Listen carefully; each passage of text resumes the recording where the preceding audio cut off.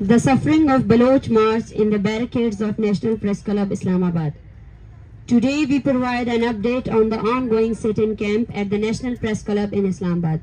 This marks the 48th day of our movement, and we are gathered here with over 500 affected families, students and numerous supporters from various regions. We extend our gratitude to the citizens of Islamabad for their unexpected yet invaluable support as we face a counter sit-in aimed at undermining the mental well-being of the affected families. We emphasizes the urgent need for psychological counseling for those in the camp. As the affected people of Balochistan currently protesting across the region, we collectively endure suffering, especially the families in this camp. The state machinery appears to be manipulating our situation, starting with their plans to arrest all participants. When our march headed towards Islamabad, they collected our data, including fingerprints, during our entry into the capital. Students like Zahir Baloch, a PhD scholar at Comsets University, Islamabad, and 34 other Baloch students faced delays in information dissemination to their families after completing the profiling process. This highlights the lawlessness in Islamabad, where the courts seem complicit in supporting these actions. Numerous FIRs, including sedition charges, have been filed against the Baloch nation in different areas, including DG Khan and Tonsa. Human rights members and journalists covering our stories are being threatened and beaten, facing social media trolls. Manzoor Pashtun, attempting to support the sit-in camp, remains detained. The military intelligence agencies, courts, and political parties seem involved in orchestrating these events and sabotaging the Baloch Yekjahati Committee's camp, depicting the story of a colonial Balochistan. We have witnessed their action in the mass graves of Ghuzdar and the dumping of our loved ones' bodies, displaying a blatant disregard for human lives. These have been done through the death squad supporting the overall state machinery. We, the Baloch people, are facing these inhuman professional killers known as death squads. I am now concerned for the people of Islamabad. They can do anything to sabotage our march against Baloch, genocide, and even compromise the security of the camp of the citizens of Islamabad. We know this is very concerning.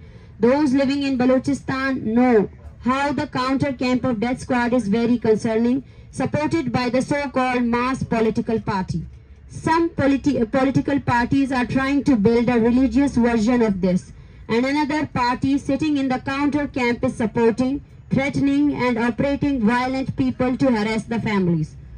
Additionally, during the time period of this march, nearly 40 Baloch have been enforcedly disappeared from different regions of Balochistan, showcasing the disturbing conditions of human rights violation in Balochistan.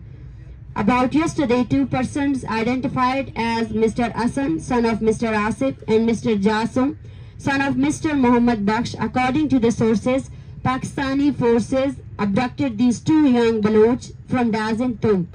On the other hand, today, early morning, 2 political activists, namely Muhammad Aslam Baloch, the chairman of Union Council Fazla, his son, and Rasul Bakhsh Baloch, were abducted from Tonsa Sharif at 8 a.m. and more than 25 persons have been illegally arrested from Tonsa. Including them is also Zulfikar Baloch, a member of HRCP. We are deeply worried about their well-being as they were abducted to intimidate the protesting demonstration in solidarity with us to be observed in Tonsa Sharif today.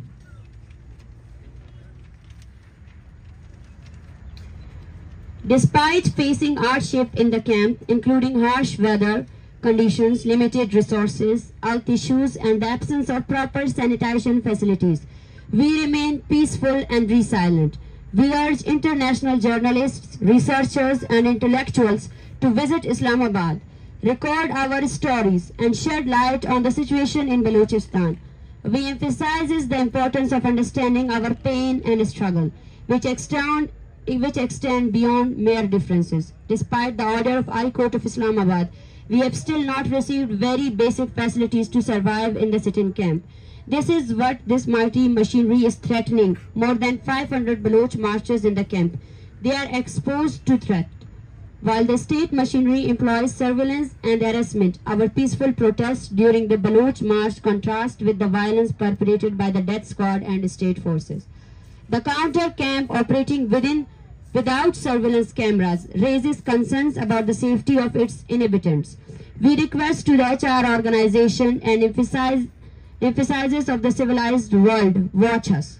We appeal to international human rights representatives, ambassadors and journalists to urgently visit both camps, assess the disparities in surveillance and address the health and security concerns. The families in the Baloch Yekjahati Committee camps required immediate attention, including psychological counseling and support from international organizations. The surrounding internet blackout near the National Press Club compounds our urgency, and we implore the international community to intervene and help address our concerns. In the face of threats, harassment and ongoing media blackout and an internet shutdown, we seek solidarity from the global community to bring to light the realities of Balochistan and protect the lives of thousands of affected individuals. Your immediate attention and support can make a significant difference in our struggle for justice and human rights. Thank you.